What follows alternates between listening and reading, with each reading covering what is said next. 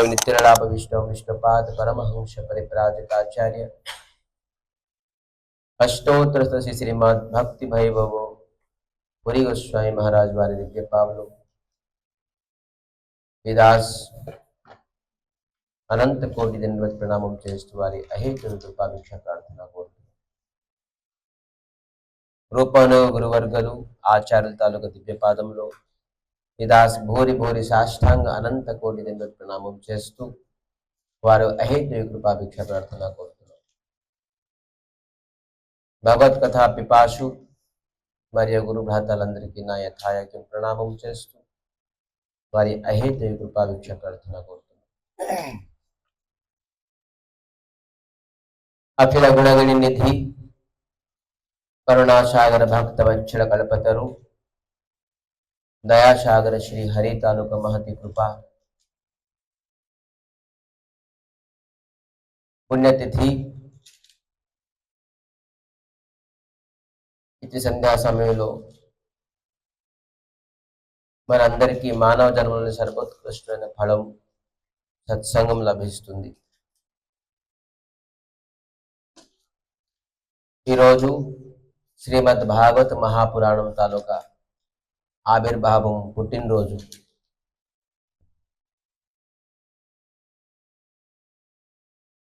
అందువలనే ఈరోజు కేవలం భాగవతం తాలూకా మహిమ, భాగవతం పురాణం వింటే మనకి ఏంటి లాభం అవుతుంది, మరియు శ్రీ మద్ భాగవత తాలూకా మీనింగ్ మనం తెలిస్తే దాని తాలూకా తర్వాత చదవచ్చు, వినొచ్చు.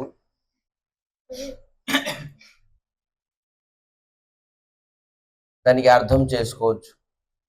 దీనికి శ్రీమద్ భాగవతం, మనం గిరిధారి అంటే ఏంటి, గిరిరాజ్ గోవర్ధన్ ఎత్తేరు కాబట్టి గిరిధారి, ధారణం చేశారు, గిరిని ధారణం చేశారు, పర్వతాన్ని ధారణం చేశారు, గిరిధారి అని మీనింగ్ ఉన్నది. అలాగే శ్రీమద్ భాగవతం తాలూకా మీనింగ్ ఏంటి తెలుసుకుంటే దాని తర్వాత భాగవతం అంటే ఏంటి, అది ఎవరి గురించి వర్ణించున్నారు, అది చదివితే లాభం ఏంటి అనేది మనం తర్వాత ఆలోచించుకుందాం. అందుకే ఈరోజు శ్రీమద్ భాగవతం పేరు తాలూకా మీనింగ్ తెలుసుకోవాలి.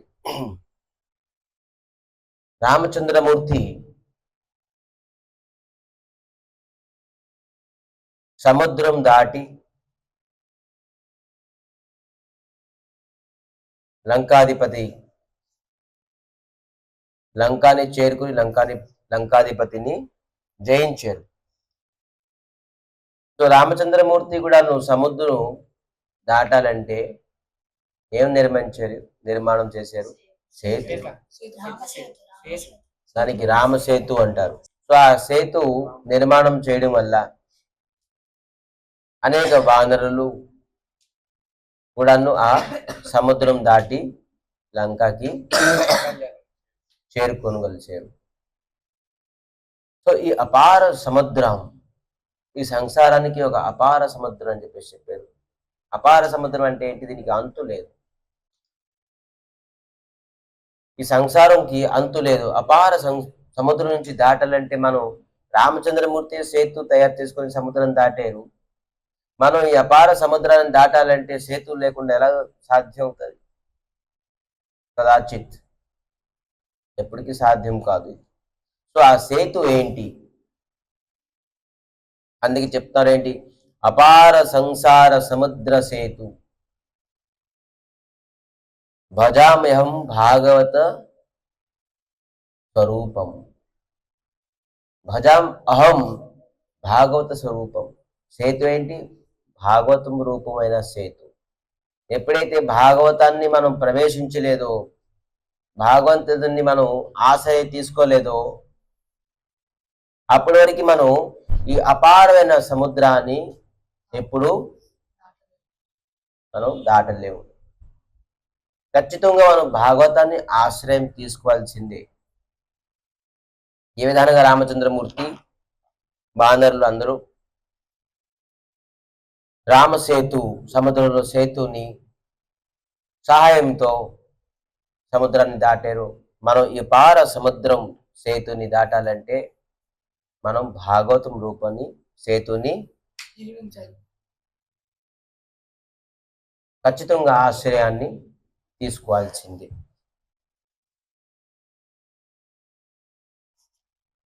శ్రీమద్ భాగవతంలో ప్రథమ అక్షరం ఏంటి? శ్రీ. శ్రీ అంటే ఏంటి అని తెలుసుకోవాలి మనం. చాలా వరకు శ్రీ అంటే లక్ష్మి. బర్సానలోని శ్రీజీ అంటారు. ఎవరికి? రాధారాణి. శ్రీమతి శ్రీ రాధారాణి అంటారు. రాధారాణికి శ్రీ అంటారు. ఒక బ్రాహ్మణ్ తాలూకా శ్రీ ఏంటి? అతనికి జ్ఞానము, ఆచరణము, నిష్ఠ, నియమము, సంస్కారము అతనికి శ్రీ. బ్రాహ్మణునికి నిష్ఠ, సంస్కారము, నీతి, జ్ఞానము లేకపోతే అతన్ని ఏ ప్రకారంగా శ్రీ పొందుతారు? ఆ బ్రాహ్మణుడికి అది ఉంటేక శ్రీ పొందుతారు. అలాగే క్షత్రియకి శ్రీ అంటే ఏంటి? అతను కొన్ని బలం,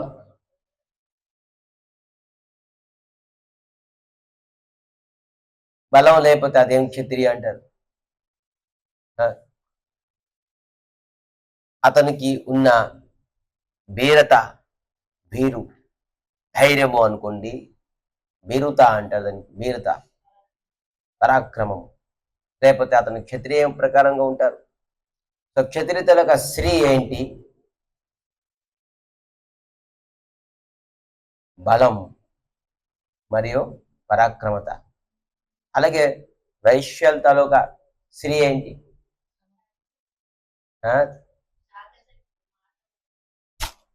వాళ్ళు వైభవం, దానగుణం. వాళ్ళు ధనం సంపాదిస్తారు కానీ దానగుణం ఉంటుంది. అదే వాళ్ళ వైభవం. వ్యవసాయం ఉంటుంది. వ్యవసాయం వల్ల ఏంటి వస్తుంది? ఎక్కువ ధనమే వస్తుంది. వాళ్ళు దానగుణం ఎక్కువ ఉంటుంది. వాళ్ళ దానము, వాళ్ళ వైభవము అనేది వాళ్ళు దానికి శ్రీ. వైశ్యాలు దానం ఇవ్వలేదంటే వాళ్ళకి లేదు శ్రీ. మిగతా ఇద్దరికి శ్రీ ఏంటి? సో వాళ్ళు వేరే. సో శూద్రులు తాలూకా శ్రీ ఏంటి? వాళ్ళు సేవించలేకపోతే వాళ్ళ తాలూకా శ్రీ ఎక్కడ ఉన్నారు? ఖచ్చితంగా సేవ చేయాలి. సూర్యుడు తాలూకా శ్రీ ఏంటి? తేజం. మనం నిన్న చదువుకున్నాము ఏంటి? భావన భగవంతుడు ఎప్పుడైతే యజ్ఞశాలకు వస్తున్నారో ఒక అగ్నికాంతంలా, ఒక సూర్యకాంతి అని చెప్పేసి చెప్తారు. సూర్యుడికి కాంతి లేదనుకోండి, ఎక్కడ ఉంది సూర్యుడికి శ్రీ? సూర్యుడు శ్రీ. అలాగే ఒక చెట్టుకు శ్రీ ఏంటి? దాని తాలూకా ఫలం. ఓ ఎంత స్వీట్ ఉందిరా ఈ చెట్టు, అద్భుతం. ఆ చెట్టుకి పొగుడుతారు. దాని తాలూకా పుష్పము, దాని తాలూకా ఫలం, దానికి శ్రీ.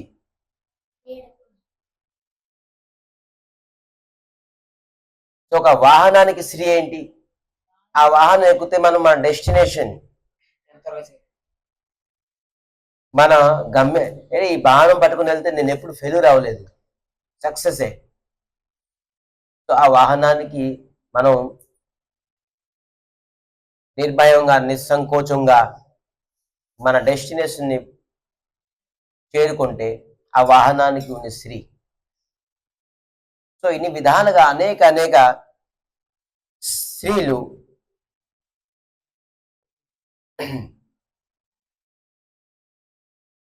శ్రీ అంటే ఒక విధానంగా అపులెన్స్, ఐశ్వర్యము. ఎవరికి ఏ ప్రకారంగా ఐశ్వర్యం? ఐశ్వర్యం అంటే కేవలం ధనమే కాదు. చెప్పాను ఇప్పుడు అన్ని ఎగ్జాంపుల్స్.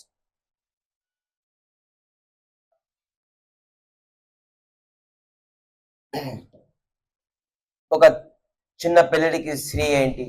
వాటి తాలూకా సరళత. భోలాపాన్ అంటారు, ఇన్నోసెంట్, భోలాపాన్. సో భోలాపాన్ సరళత. ఒక వృద్ధ తాలూక స్త్రీ ఏంటి? తనకు ఒక అనుభవం, దొరికిన అనుభవం అతనికి స్త్రీ. సో విధానంగా స్త్రీ అనేది మరి శ్రీమద్ భాగవతంలోని స్త్రీ ఏంటి అని తెలుసుకోవాలి. ఇక్కడ ఊరికనే స్త్రీ, ఒకరికి సన్మానం ఇవ్వాలని మనం శ్రీ శ్రీ శ్రీ శ్రీ అష్టోత్తర అంటాం, శ్రీ అని పెడతాం. సన్మానం ఇవ్వాలంటే స్త్రీకి ఉంది. మనం స్త్రీ మీనింగ్ తెలుసుకుంటే తర్వాత మద్ భాగవతం అని తెలుసుకుంటాం. తర్వాత స్త్రీ అంటే అలాగా లక్ష్మి అనుకుంటా చాలా మంది లక్ష్మి అనుకుంటారు స్త్రీ అంటే. చింతామణి ప్రకర సద్మాస కల్పక్ష లక్షావతే సురవీరవిపాలయంతం లక్ష్మీ సహస్రశతసంభ్రమసేవ్యమానం గోవిందమాది పురుషం తమహం భజామి. సహస్ర లక్ష్మి ఎవరికి సేవిస్తున్నారు? సహస్ర లక్ష్మి, ఒక లక్ష్మి కాదు, ఒక లక్ష్మి, రెండు లక్ష్మి, సహస్ర లక్ష్మిలు భగవంతుడు కృష్ణునికి సేవిస్తున్నాడు. కానీ ఒక జీవుడు ఒక్క లక్ష్మిని ప్రసన్నం చేయడానికి జీవితం అంతా సరిపోతుంది. చూడండి, గురువారం వచ్చేస్తే శుక్రవారం వచ్చేసింది, శ్రావణ శుక్రవారం వచ్చేస్తే ఫుల్ బిజీ. ఒక లక్ష్మీదేవిని ప్రసన్నం చేయడానికి వాళ్ళ జీవితం కూడా సరిపోకుండా ఉంది. కానీ సహస్ర లక్ష్మిలు భగవంతుడికి సేవిస్తున్నారు. అది తెలుసుకోవాల్సిందే జీవితంలోని. సో స్త్రీ అనేది భాగవతం, శ్రీమద్ భాగవతంలోని స్త్రీ అనేది, శ్రీమద్ భాగవతంలోని స్త్రీ అనేది ఏంటి చెప్పాను. నీటిలో స్త్రీ అనేది ఏంటి? జలంలో స్త్రీ అనేది, దానిలో శీతలత, అది తాగడం వల్ల మనకి చల్లదనం మనకి వస్తుంది. సో ఒక్కొక్క దాంట్లో ఒక్కొక్క స్త్రీ ఉన్నది. చెట్టుకు ఉన్నది, బ్రాహ్మణుకు ఉంది, క్షత్రియుకు ఉంది, వైశ్యులకు ఉంది, శూద్రులకు ఉన్నది, వాహనానికి ఉన్నది. ప్రతి దానికి ఒక ఫోన్ తల ఒక స్త్రీ ఏంటి? అది ఎంత క్లారిటీగా, ఎంత డెస్టినేషన్ అయినా చక్కగా నీట్గా మన కమ్యూనికేషన్ చేస్తుంది. ఆ కమ్యూనికేషన్ అనేది ఫోన్కి స్త్రీ. సో ఎక్కడ చూసినా స్త్రీ అనేది ఎవరికైనా ఉంటుంది, ఏ ప్రొడక్ట్ కైనా ఉంటుంది. అయితే శ్రీమద్ భాగవతానికి స్త్రీ ఎక్కడ ఉన్నది?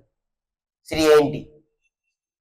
ఎవరైతే ఈ భాగవతం చదివి విని తన హృదయంలోని కృష్ణుడు లేరు, కృష్ణుడు స్థాపించబడలేపారు, స్త్రీ. శ్రీమద్ భాగవతం ఒక స్త్రీ ఏంటి? తన హృదయంలోని కృష్ణుడు తప్ప, కృష్ణుడు తన హృదయంలోనే ప్రతిష్ఠించబడ్డాలి. అదే శ్రీమద్ భాగవతంలోని స్త్రీ. మీరు చదివేశారు 12 స్కందాలు, కానీ హృదయంలోని కృష్ణుడు స్థాపించబడలేదంటే మీరు బ్రాహ్మణ కులను పుట్టారు, కానీ మీరు ఆ ప్రకారంగా జ్ఞానము, నిష్ఠ, ఆచరణ లేదు. చెట్టు ఉన్నది కానీ దాని పళ్ళు చేదు, పుల్లతనం. సో దానికి తిడతారు, అదే ఏం చెట్టు బాబు, తీసేయండి బాబు, ఈ చోట ఒక్క కాయ పనికిరాదు ఇది. ఎక్కడ ఉంది? మీరు భాగవతం చదివి విని మీ హృదయంలోని కృష్ణుడిని స్థాపించబడలేపారంటే మీరు ఆ స్త్రీని తీసుకోలేపారు. సో ఈ వినే శ్రీమద్ భాగవతం మీరు కరెక్ట్గా వినలేదు, కరెక్ట్గా చదవలేదు. మన హృదయంలోని స్త్రీ అనేది శ్రీజీ, శ్రీమతి శ్రీ రాధారాణి. ఈ విధానంగా కృష్ణుడి తాలూకా లీలాలు, గుణము, రూపాన్ని ఆస్వాదించి తాను ఉండలేకపోతున్నారు. అదే మద్. స్త్రీ అనేది రాధారాణి. కృష్ణుడి తాలూకా లీలాలు, గుణాలు, రూపాలు విని తనకి తను ఉండలేకపోతున్నారు, మద అయిపోతున్నారు. ఏ మద? ప్రేమ. మద్ అంటే ప్రేమ, శ్రీ అంటే మీకు అర్థమైంది, మద్ అంటే ప్రేమ. సో రాధారాణి ఎవర ప్రేమలోని మదం ప్రేమ అయిపోతున్నారు. సో రాధారాణి కృష్ణుడి తాలూకా.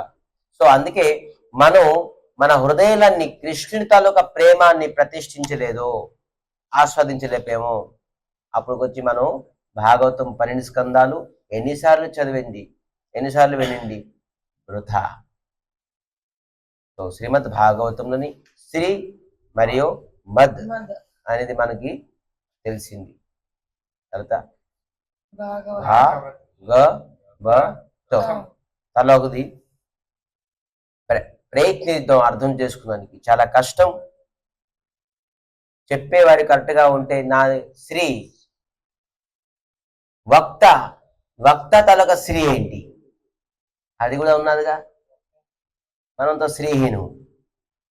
సో వక్త తలక శ్రీ అంటే ఎవరైతే చెప్తారో భాగవత్ కథ, తన కథా మాధ్యములని ఎవరైతే వింటారో అతను హృదయంలోని కృష్ణుని ప్రతిష్ఠించాలి. అప్పుడే ఆ వక్త తలక శ్రీ. ఏంటో చెప్తారు బాబు, ఏం చెప్తారో అతనికి తెలియదు, ఏం చెప్తారా. సో మీనింగ్ లెస్ ఆ కథ. సో ఆ కథ వల్ల తను ఎవరైతే వింటారో వాళ్ళ హృదయంలోని కృష్ణుని పైన భావము, ప్రేమము ప్రతిష్ఠించారు. అప్పుడే ఆ భక్త తలకు శ్రీ. లేదంటే అతను ఎంత బాగా చాతుర్యంగా చెప్పినా కూడాను అతను శ్రీ లేదు. సో రాధారాణి విధానంగా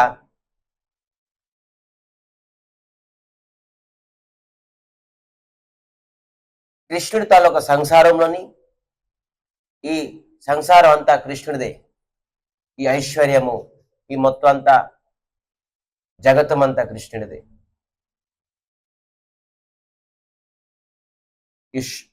ఇది ఒక జగత్తం అంతా ఒక మార్కెట్ అనుకోండి, ఒక షాపింగ్ మాల్ అనుకోండి, దాంట్లోని అనేక ప్రొడక్ట్స్, బిగ్ బజార్ అనుకోండి. ఆ లోనికి వెళ్ళిపోతే, ఆ సూపర్ మార్కెట్కి వెళ్ళిపోతే ఏ ఉంటాయి ఏ ఉండవు అనేది కాదు, మొత్తం అన్ని, అదే మాల్, దాని పేరే సూపర్ మార్కెట్, అన్నీ ఉంటాయి. ఈ కృష్ణ సంసారంలోని మొత్తం అన్ని ఇచ్చారు, కానీ అన్నిటికంటే కాస్ట్లీ, విలువైనది మనం అనుకోండి డైమండ్ అనుకోండి, ప్లాటినం అనుకోండి, ఇవన్నీ అనుకోండి. మన భౌతిక ప్రపంచంలో దీనికంటే ప్లాటినం కన్నాను ఎక్కువ విలువైనది లేదు. సో మనం అనుకుంటాం, కానీ అన్నిటికంటే విలువైనది కృష్ణ భక్తి. భక్తి అనేది చాలా విలువైన ప్రొడక్ట్. అది భగవంతుడు ఎవరికి ఎవరు. మీకు ఏది కావాలంటే అది ఇస్తారు. కొరే లుక్కాయితో అని చెప్పి చెప్తున్నారు, అది దాచుకొని ఉంచుతారట. మనం ఒక జ్యువెలరీ షాప్కి వెళ్తే మామూలుగా అన్నీ డిస్ప్లే చేస్తారు, కానీ కొన్ని వాళ్ళు డిస్ప్లే చేయరు. అది లిమిటెడ్ కస్టమర్స్ వస్తే, బాబు మాకు ఇది కావాలి, ఈ డిజైన్లో కావాలి, ఎంత డైమండ్ ఉండాలి, ఎంత ప్లాటినం ఉండాలి, ఎంత రేంజ్లో పర్లేదు అంటే వాళ్ళకి స్పెషల్ తీసుకెళ్ళి లాకర్లో తీసుకెళ్ళి ఇవి చూపెడతారు. అది సర్వసాధారణకి అది చూపించరు, అది ఆఫర్ చేయరు. టైం వేస్ట్, ఎందుకంటే అంతా తీసుకోలేరు. అది ఎందుకంటే అది కోట్లతో ముడిపడింది. ఎవరి దగ్గర కోట్లు ఉంటుంది, లిమిటెడ్ పీపుల్స్ ఉంటారు. సో కృష్ణ భక్తి అనేది విలువైనది, అది భగవంతుడు అందరికీ ఇవ్వరు. కొంతమంది అర్హుడు తీసుకోవడానికి, వాళ్ళకే. సో ఇది అమూల్యమైనది. భాగవత లోని భా శబ్దం తాలూకుది భక్తి, కృష్ణ భక్తి. కృష్ణ భక్తి లేకపోతే మనం ఏది మనం సంపాదించిన కూడాను వృథా. మనం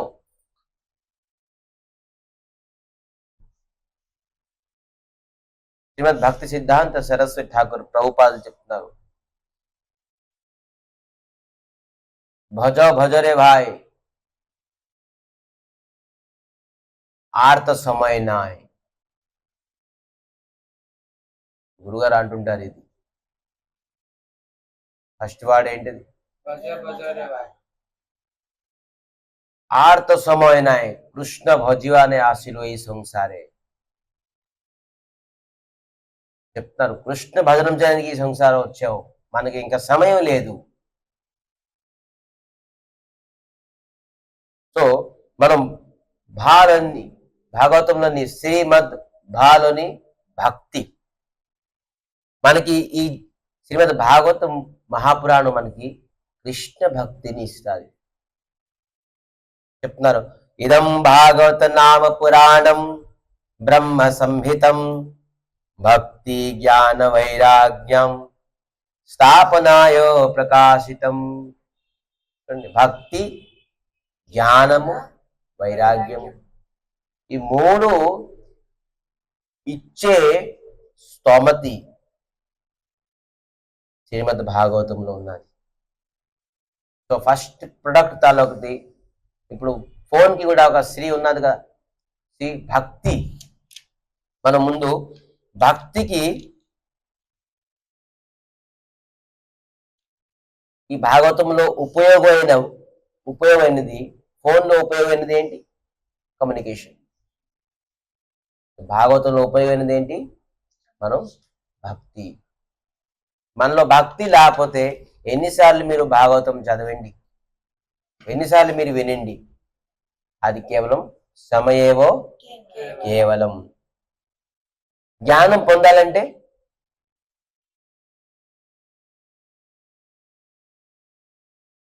జిజ్ఞాస, ప్రశ్నలతోనే జ్ఞానం పొందొచ్చు. ఏ విధానంగా అర్జునుడు ప్రశ్నించడంతో 18 అధ్యాయాలతోని శ్రీమద్ భగవద్గీత చెప్పారు. ఎంత పెద్ద జ్ఞానం! మామూలు జ్ఞానం ఏంటి? అన్ని పురాణాల తాలూకా సారాంశం శ్రీమద్ భగవద్గీత. ప్రశ్నించారు కాబట్టి తన జ్ఞానం పొందేది. ప్రథమ అధ్యాయంలోని 45 శ్లోకాలు, 8 శ్లోకాలు మొత్తం ప్రశ్నలే.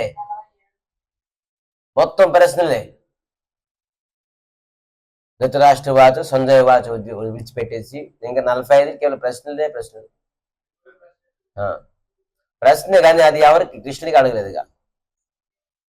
సో కేవలం ఈ భగవద్గీతలోని మొత్తం అంత ప్రశ్నతో ఆ విధంగా జ్ఞానం పొందారు. అయితే భక్తి ఎలా పొందుతాం? జ్ఞానంతో ప్రశ్నలతో పొందాం. భక్తి అంటే భక్తి ఎలా పొందగలం అంటే లౌల్యంచ చెప్తారు రూప గోస్వామి. ఒక శబ్దం ఉన్నది,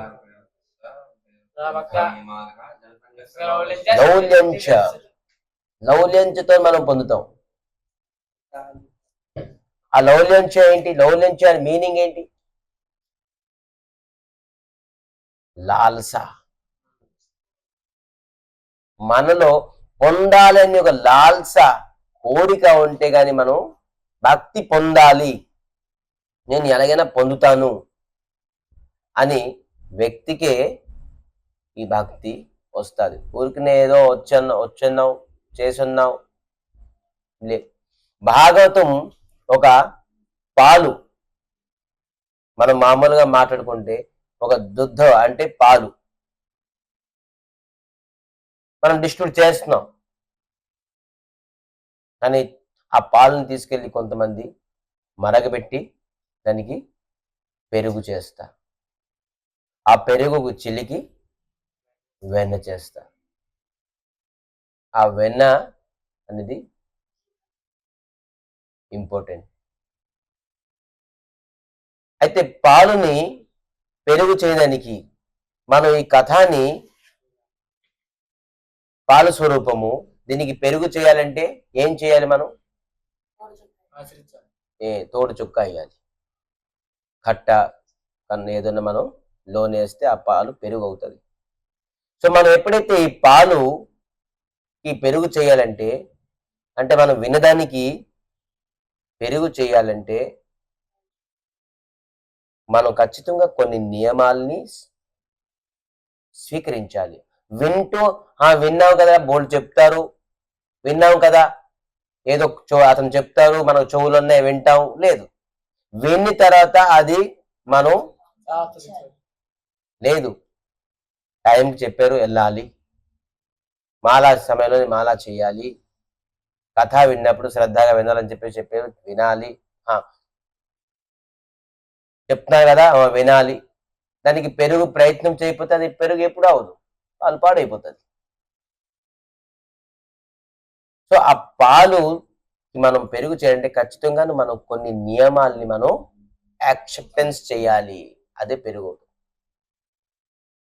ఆ పెరుగు ఎప్పుడు చిలుకుతాం, చిలకడం అనేది ఏంటి, ఎప్పుడైతే మనం ఈ నియమము శ్రద్ధగా వినండి, ఇది మనకి ఇంపార్టెంట్.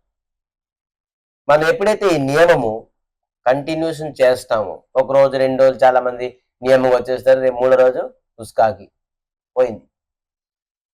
సో ఎప్పుడైతే నియమం మనకి కంటిన్యూ ఉంటుందో,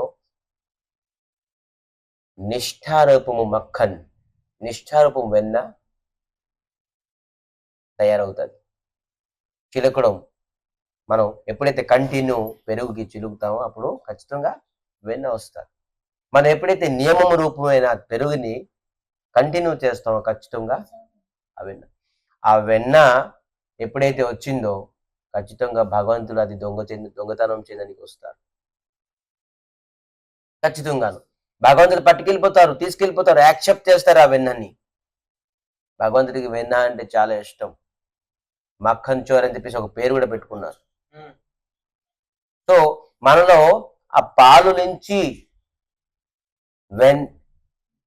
వెన్న అయిన వరకు మనం ఖచ్చితంగాను ప్రయత్నం చేయాలి. ప్రయత్నం చేస్తే భాగవతం విన్నాం, భాగవతం విని కూడాను లేదు ఇప్పుడు సమయం లేదు, ఇంకా సమయం తర్వాత చేద్దాం, ఇంకా అవదు. నియమాలు ఖచ్చితంగాను మనం పాటించాల్సిందే. నియమం పాటించిన వ్యక్తి అతను ఎప్పుడు మక్కన్ని తయారు చేయడానికి వీలవు. భగవంతుడు ఎప్పుడు రారు మీరు మక్కన్ లేకపోతే. మీలో అనేది ఒక రసం ఉండాలి. ఏది భగవంతుడికి ఆసక్తి ఇష్టమో అది మనలో తయారు చేసుకోవాలి. మక్కన్ అనేది ఒక ప్రొడక్ట్, దాని గురించి భగవంతుడు కాదు. మీలోని ఏది రసం ఉన్నది అది మీ భగవంతుడు స్వీకరిస్తారు. సో ఆ స్వీకరించిన దానికి భగవంతుడికి చూడండి అనేక రూపం భగవంతుడిది, ఒకటి రూపం కాదు. మామూలు భాగవతంలోనే 24 రూపాయలు చెప్పారు, కానీ అనంత రూపము భగవంతుడిది. అలాగే అనంత గుణము భగవంతుడు. ఒక గుణమా 2 గుణాల? మామూలుగా చెప్పాలంటే రూప గోస్వామి సనాతని చెప్తున్నారు 64 గుణాలు చెప్తున్నారు. 64 కళ అంటున్నారు. 64 గుణాలు. రూపాలేంటి, గుణాలేంటి, లీలలో ఒక లీల, 2 లీలాల, అనేక లీలలు. భాగవతంలోని 24 ప్రూఫ్ భక్తులకు వచ్చింది. అందుకే అనంతం అని చెప్పేసి చెప్పారు. అనంతలు అంటే అన్లిమిటెడ్. సో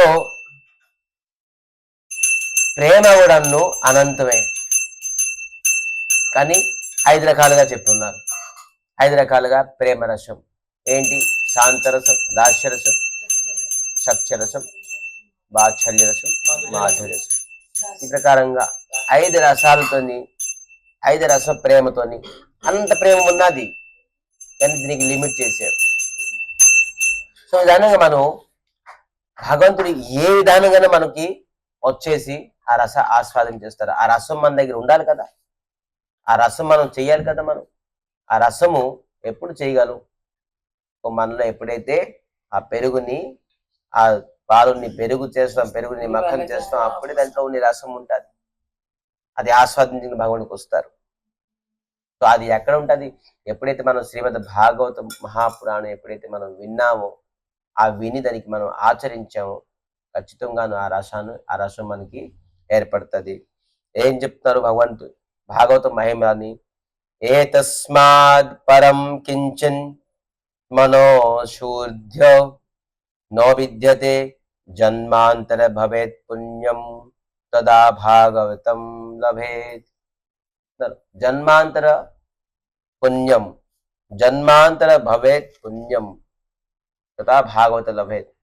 జన్మ జన్మం తాలూకా పుణ్యము, ఒక జన్మ కదా, కోట్లు కోట్లు తాలూకా జన్మము పుణ్యం మనలో ఉదయం అయితే అప్పుడు మన జీవితంలోని భాగవతము మనకి లభిస్తుంది. భాగవతం ఎంత ఈజీగా లభించదు మనకి. ఏంటి, మనం ఊరికనే వాళ్ళ రాత్రి పాలు వేడి చేసేసాం, రేపు పొద్దున్న పెరుగు అయిపోయింది, ఎల్లుండి మనం చేసేసాం, అంత ఈజీ కాదు. కొన్ని కోట్ల జన్మం పుణ్యఫలంలో మన జీవితంలోని భాగవతము ఉదయిస్తుంది, భాగవతం మనకి లభిస్తుంది. భాగవతం లభించిందంటే మనం అనుకోవాలి మనకు కొన్ని కోట్ల జన్మం తాలూకా. అయితే వినేవాళ్ళు బోల్డ్ వింటారు, దానివల్ల ఏమి లాభం లేదు. ఎప్పుడైతే చెప్తున్నా శ్రీమద్ భాగవతం మహాపురాణాలకు శ్రీ ఏంటి? ఎప్పుడైతే మన హృదయంలోని కృష్ణుడు ప్రతిష్ఠించబడలేదో అప్పటి వరకు మనం శ్రీమద్ భాగవతం తలకు శ్రీ. సో అందుకే మనం ఖచ్చితంగా మన హృదయంలోని భగవంతుడిని కూర్చోబెట్టుకోవాలి. సో భగవంతుడిని కూర్చోబెట్టుకోవాలంటే యత్ ఫలం నాస్తి తపస నో యోగేన సమాధిన తత్ఫలం లభతే సమ్యక్ కలో కేశవ కీర్తన చెప్తున్నారండి. యత్ ఫలం నాస్తి తపస, ఏ ఫలం అయితే తపస్సులో దొరకదు, తపస్సులో ఏ ఫలం దొరకదు, నా యోగేన సమాధిన, ఒక యోగి సమాధిలో కూర్చుంటాడు కొన్ని వేల సంవత్సరాలు, అంటే ఆ ఫలం కూడా దొరకదు. తత్ఫలం లభతే, ఆ ఫలం మనకి దొరుకుతుంది సమ్యక్ కళౌ కేశవ కీర్తన, మన కలియుగంలోని హరి కీర్తనం చేయడం వల్ల ఆ ఫలం మనకి చాలా సులభంగా దొరుకుతుంది. అందుకే మన పూజ్యపాద్ పరమారాధ్యులు శ్రీకృష్ణ చైతన్య మిషన్ సంస్థాపక ఆచార్యులు మిత్రుల విష్ణుపాద్ భక్తి భయపురి గోస్వామి మహారాజ్ ప్రాతః పాఠ కీర్తనం అని చెప్పేసి మిషన్లోని స్థాపించారు. ప్రతి బ్రహ్మచారి, ప్రతి వ్యక్తి మంగళారతి తర్వాత పాఠ కీర్తనం చేయాల్సిందే. అతని తాలూకు లాస్ట్ ఇన్స్ట్రక్షన్ కూడా ఏంటి? కీర్తన్య సదా హరి చెప్పుకుంటూ అతను వెళ్ళి లాస్ట్ ఇన్స్ట్రక్షన్. ఎవరైతే కీర్తనం చేస్తారో అతనికి ఖచ్చితంగాను ఫలం దొరుకుతుంది. ఏ ఫలం దొరుకుతుంది? ఏ ఫలం? మక్కన్. భగవంతుడు ఏ పైన వస్తారో లౌల్యంచ, ఆ కోరిక పడుతుంది మనకి. మరి కృష్ణుడు మన దగ్గరికి వస్తారు ఆ కీర్తనతో, సాధారణంగా రాదు. సో ప్రకారంగా భాగవతంలోని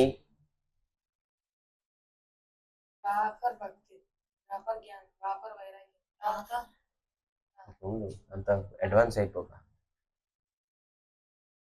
సో భాగవతంలో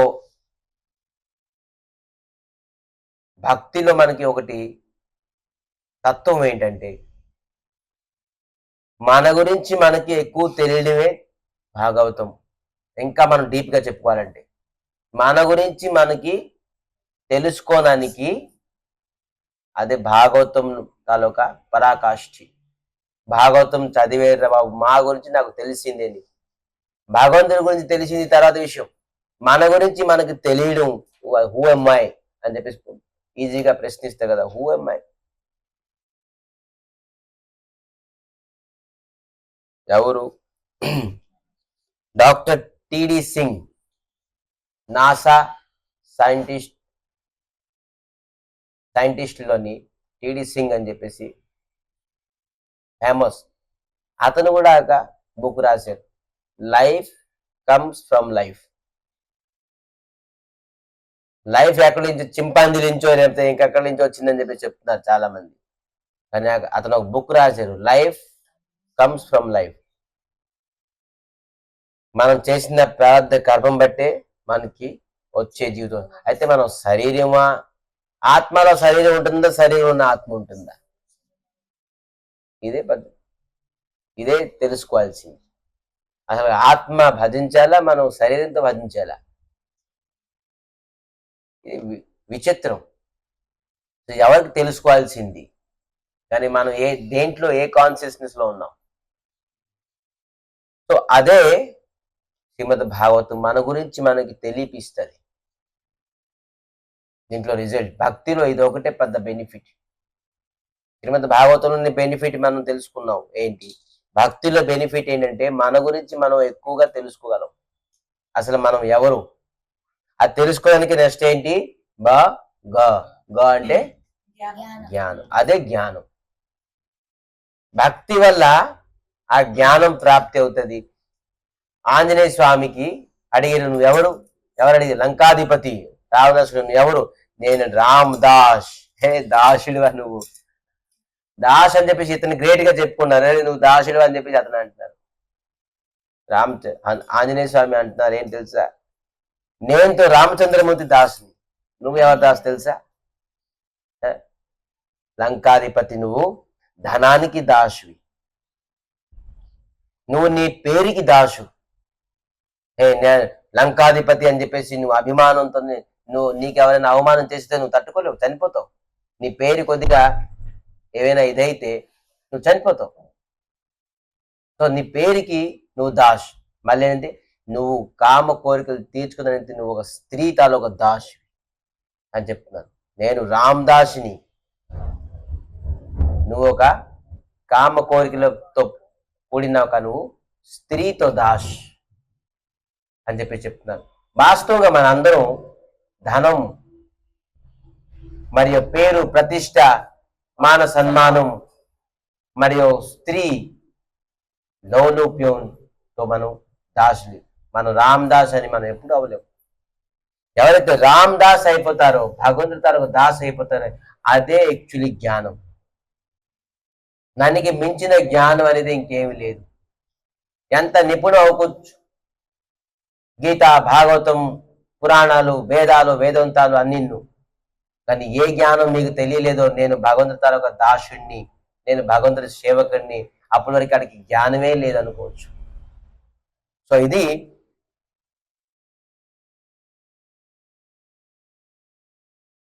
తావత్ పాపాని దేహే అస్మిన్నో వసంతి తపోధనః జావన్న శ్రియతే సమ్యక్ శ్రీమద్ భాగవతం నరేహి.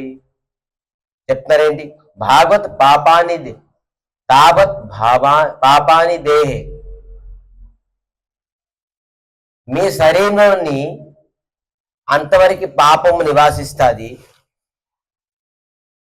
అస్మిన్ వసంతి తపోధన, హే ఋషి ముని చెప్తున్నారు సోనకాది ఋషులు, హే ఋషులరా, మీ శరీరంలోని అంతవరకు పాపం ఉంటుంది.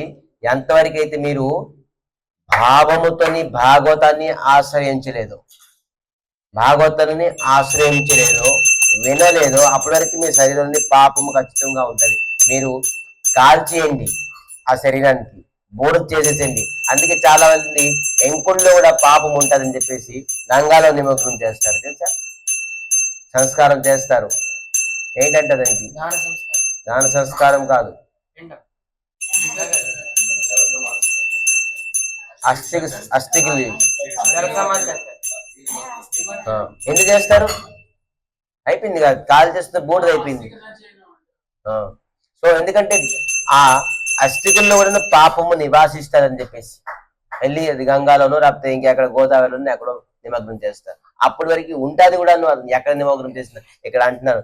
ఎప్పుడైతే ఒక వ్యక్తి భాగవతాన్ని యథారూపంగా వినలేదో అప్పటి వరకు ఖచ్చితంగా వాడు శరీరంలో పాపం ఉంటేనే ఉంటుంది. చెప్పండి, మనం భాగవతం వినాలా వినకూడదు? భాగవతం వినకుండా మనకి ఇంకా విముక్తి ఎక్కడున్నది? ఇంకా ఇదే జ్ఞానం, ఇదే జ్ఞానం. చాలా మంది పిండి సంస్కారం, ఎంకులు సంస్కారం చేసుకోవచ్చు. దాన్ని ఎప్పుడు చెప్తున్నారు?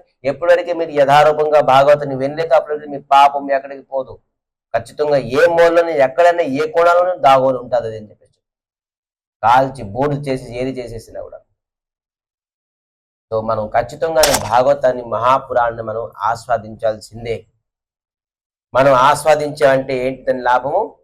మనకి కృష్ణుడు మన హృదయంలోని మనకి జ్ఞానం ఏమొస్తుంది?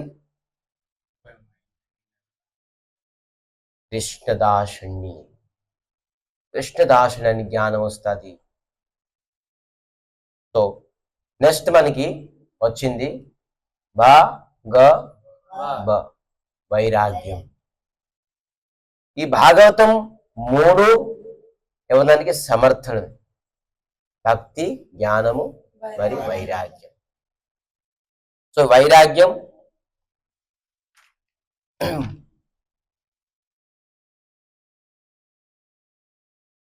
అనేది చదివితే రాదు, వెంటే రాదు. దేంతో వస్తుంది వైరాగ్యం?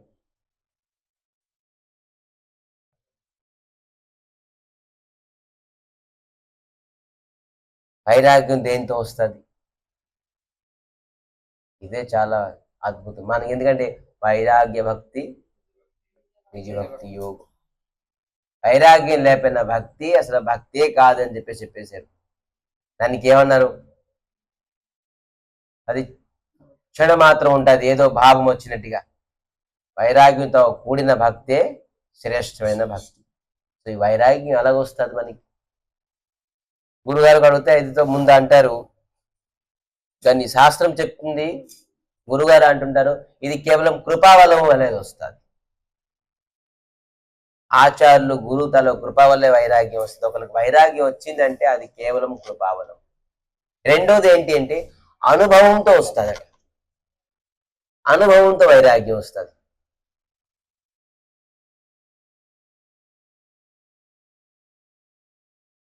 విభీషణుడికి వైరాగ్యం వచ్చింది లంకాధిపతి రావణాసుడు తనడంతో.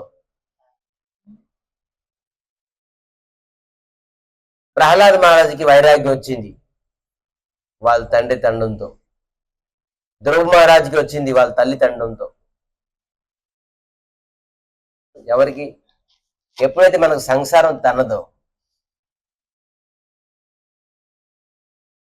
మనకి ఖచ్చితంగాను వైరాగ్యం. తన్నులు కాస్తాక వైరాగ్యం వస్తుంది. ఎప్పుడైనా చూడండి, మీరు సన్మానం పొందుతారనుకోండి, దాంట్లో సుఖం పొందుతారనుకోండి, దాంట్లో శాంతి పొందని మీ జీవితంలో ఎప్పుడు వైరాగ్యం ఖచ్చితంగాను. ఇది 100%. ఎప్పుడైతే తన్నులు కాస్తారో అతనే ఖచ్చితంగా వైరాగ్యాన్ని సంపాదించుకోగలరు. సో సంసారంలో తన్నులు కాయడం అనేది మనకి బెనిఫిటా, లాభమా, నష్టమా? సో ఎవరైతే తన్నులు కాస్తున్నారో వాళ్ళు ఎప్పుడు డిప్రెస్ అవ్వకూడదు, వాళ్ళు బెనిఫిట్ లో ఉన్నారు అనుకోవాలి.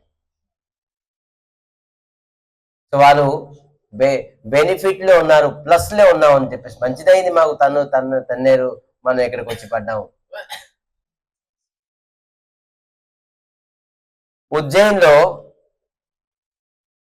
ఒక సాధు ఉండేవారు.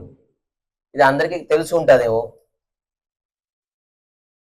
అతను ఒక ఫలం దొరికిందండి. చాలా మంది ఒక హారం, ఒక అమరహారం అట, అమరహారం, అమర ఫలం. అది ఎవరైతే వేసుకుంటారో వాళ్ళకి అమరత్వ ప్రాప్తి అవుతారు. ఆ ఫలం ఎవరైతే ఆస్వాదిస్తారో అది అమరత్వం వాళ్ళకి ప్రాప్తి అవుతుంది. ఆ సాధు ఆలోచించారు, ఈ ఫలం నేను తింటే అమరత్వం అవుతాను, నాకెందుకు అమరత్వం? నేను అమరంగా ఉండి ఎవరికి లాభం లేదు. నేను ఎప్పుడైనా భగవంతుడికి వెళ్ళిపోవాల్సిందే నా లక్ష్యం. అమరంగా ఉంటే ఏం చేస్తాను అని చెప్పేసి ఆ ఫలం తీసుకెళ్లి ఆ ఉజ్జయిన్లో ఒక రాజు పేరు భర్తృహరి అని ఒక రాజు ఆ రాజుకి ఇచ్చారు. ఆ రాజు నేను అనుకున్నారు, నేను ఈ అమర ఫలం ఈ ఆహారం వేసుకున్న వల్ల నాకేంటి, నేను మహారాణితో సుఖం పొందుతున్నాను.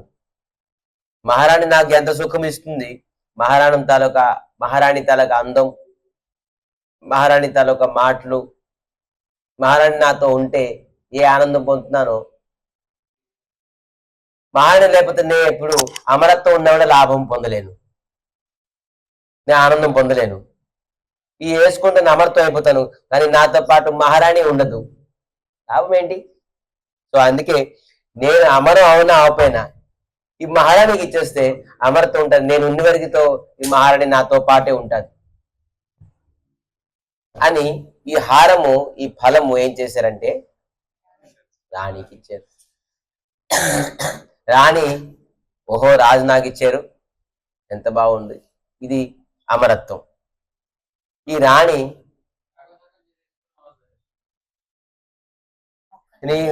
నువ్వు కలెక్టర్ అయితే అలా చేసేస్తావు. సో ఈ ఫలం ఈ హారం ఏం చేశారంటే ఆ రాణి ఆ రాజ్యంలో సేనాపతిని ఇచ్చారు. ఆ సైన్యంలోని అధిపతి సేనాపతిని ఇచ్చారు. ఎందుకంటే ఆ రాణి సేనాపతితో ఎక్కువగా సుఖం పొందుతుండేది. వీరత,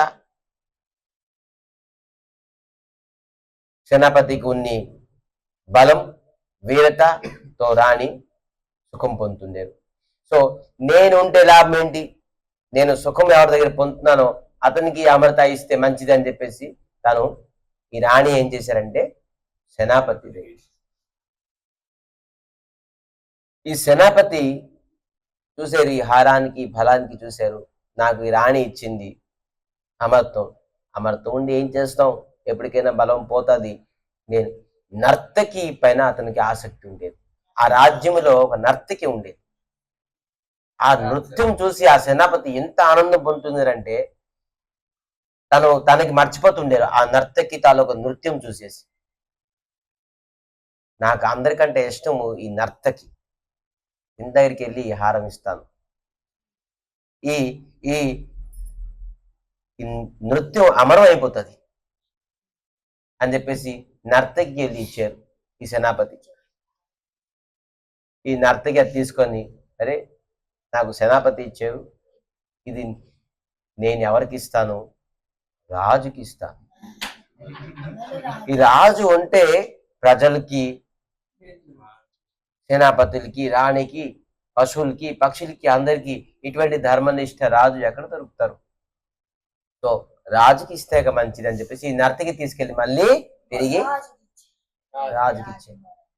ఈ హారం ఎక్కడ చూసినట్టు ఉంది నాకు అని చెప్పేసి అనుకొని, హే నర్తకి నిజంగా చెప్పు, ఈ హారం ఎక్కడిది, ఈ ఫలం ఎక్కడిది అని. లేదు నాకు సేనాపతి ఇచ్చారు. సేనాపతి ఇచ్చారు. సేనాపతిని పిలిపి, హే సేనాపతి మీరు ఇది ఎవరు ఇచ్చారు? లేదు స్వామి, నాకు ఎలా దొరికింది. దొరికింది ఏంటి, ఇది కరెక్ట్గా చెప్పు, లేదంటే నీకు మృత్యుదండం ఇస్తానని చెప్పేసి రాజు భయపెట్టడం చెప్పడంతో ఆమె నాకు రాణి ఇచ్చింది.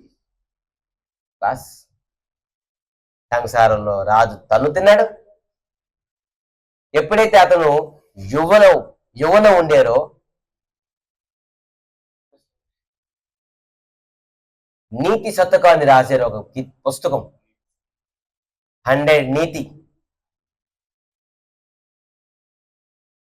ఎప్పుడైతే వివాహం చేసుకున్నారో శృంగార శతకం, ఆ శృంగారం ఏ విధానంగా శృంగారం చేయాలి రాణిలతో, అది శృంగార శతక రాశారు. ఎప్పుడైతే రాణి తన్నేరో వైరాగ్య శతకం, వైరాగ్యంలోని 100 నీతిని చెప్పారు, 100 శతకాలు రాశారు వైరాగ్యంలోని. ఆ వైరాగ్యం ఎలా వచ్చింది చూడండి. మళ్ళీ ఏ రాణి పైన అతను ఆసక్తి ఉన్నారో ఆ రాణి తను తంతే అప్పుడు కానీ వైరాగ్యం బయటకు రాలే. నీతిని వచ్చాయి, శృంగారం వచ్చింది, బోల్డ్ లీలాలు బోల్డ్ వస్తాయి. కానీ మనకి ఎవరిపైన మనం ఆసక్తి అయి ఉంటామో ఆలు తంతే మనకి కానీ ఖచ్చితంగా మనకి వైరాగ్యం వస్తుంది. అందుకే తన్నడంతో ఒక వైరాగ్యం ఉంటుంది. మనకి కృప వల్ల వస్తుంది. కృప వల్ల అంటే కృప ఎలాగొస్తుందంటే మన సాధన వల్ల, మన నిష్ఠ వల్ల, మన విశ్వాసం వల్ల నిష్ఠ వస్తుంది. అది ఎంత ఈజీగా రాదు. కానీ ఎక్కడైతే మనం తన్నులు కాసి ఉంటామో అక్కడ వైరాగ్యం ఎంత బాగా ఉత్పన్నం అయి ఉంటుందంటే అప్పుడు మనకి శ్రద్ధ, విశ్వాసం, నిష్ఠ, భక్తి. పళ్ళు కొట్టాడు చెయ్యి ఎత్తాడు అని చెప్పేసి కొంతమంది వైరాగ్యం వచ్చింది. ఏ సంసారంలో ఉంటాయే ఇదేనండి, చూడండి ఇది కాకపోతే వద్దునండి, ఆ రిలేషన్ వద్దునా, అంత జగత్తు అంత వేస్ట్ అండి. ఏం చేస్తాం? వాస్తవంగా ఇది అదేంటి అప్పటి వరకు నేను కలెక్టర్ అవుతాను, లేకపోతే ఎక్కడికి ఉంటాను, లేకపోతే ఇచ్చేస్తానని చెప్పాను. అయినా ఇప్పటికీ సంపూర్ణ రాలేదు. అలాగే ఇంకా ఎన్ని తనులు కాయాలో అతనికి వైరాగ్యం రావాలండి. ఓ వైరాగ్యం మనకి సంసారం. కొంతమంది నాన్న ఆస్తి ఏమని చెప్పేసి తండంతో అతనికి వైరాగ్యం వచ్చింది. చూడండి, ప్రతి జీవితంలో ఎవరైతే ఖచ్చితంగా తన్ని ఉంటారు, అది ఏ విధంగా మాటతో అనుకోండి, చేతితో అనుకోండి, తన్నపోతే మనకి వైరాగ్యం రాదు వాస్తవంగా. సో ఆ వైరాగ్యం మనకి ప్లస్సే, పనికి వస్తుంది ఎప్పుడైనా కృష్ణ భక్తికి. సో విధానంగా మనకి వైరాగ్యం. తోతని త్యాగం. ఇది అనేది చాలా అద్భుతమైన గుణము. ఇవి త్యాగం అంటే ఏంటి వాస్తవంగా చెప్పాలంటే డిటర్మినేషన్. మనలో ఒక సంకల్పం రావాలి, అదే త్యాగం. త్యాగం అంటే నాకు ఇది ఇష్టం లేదు, నేను త్యాగం చేస్తానని కాదు. ఇది తినకూడదు త్యాగం చేస్తాను కాదు, ఇది వేసుకోకూడదు త్యాగం కాదు. అమ్మానంతా మాట్లాడితే నాకు ఎఫెక్షన్ వస్తుందని చెప్పేసి మాట్లాడడం త్యాగం కాదు. డబ్బు ఉంటే మాయపడుతుందని చెప్పేసి దానికి విడిచిపెట్టడం త్యాగం కాదు. ఇది విడిచిపెడితే నాకు ప్రతిష్ట సన్మానం వస్తుందని కూడా మనం త్యాగం చేస్తాం కొంతవరకు. త్యాగం అనేది ఇది విడిచిపెడితే నాకు ప్రతిష్ట వస్తుంది, నేను త్యాగం చేస్తాను రా బాబు, త్యాగం తెగించేసాను అని చెప్పేసి సన్మానం పొందుతాం. దాని గురించి చాలా మంది త్యాగం చేస్తారు. కానీ త్యాగం అనేది సంకల్పం. లౌల్యంచ, నేను భగవంతుడిని పొందుతాను అని సంకల్పం పెట్టుకుంటామే ఏ రోజు, ఆ రోజు మనకి త్యాగం. అది త్యాగం, అది వాస్తవమైన త్యాగం. సంకల్పం, నేను ఎట్టి పరిస్థితుల్లోనే నేను భగవంతుడికి పొందే తీరుతాను ఈ జీవితం కాలంలోని, వృధా చేసుకోను. ప్రతి సమయం, ప్రతి సెకండ్, ప్రతి రోజు, ప్రతి కథ, ప్రతి జ్ఞానము, ప్రతి సేవ నాకు భగవంతుడి వైపే తీసుకెళ్తాది, భగవంతుడికి దగ్గర చేయడానికి తీసుకెళ్తాదని ఎప్పుడైతే మనం అనుకున్నామో సేవలో మనకి ఎప్పుడు లీనియన్స్ రాదు. ప్రతి మాలలో మనకి లీనియన్స్ రాదు. ప్రతి కథ, ప్రతి ముహూర్తంలో మనం ఉన్నప్పుడు ఖచ్చితంగా భగవంతుడి వైపుకి నాకు తీసుకెళ్తాదని చెప్పేసి మనం సంకల్పం పెట్టుకొని మనం చేస్తే మన 24 గంటలు సమాధి. హరే కృష్ణ హరే కృష్ణ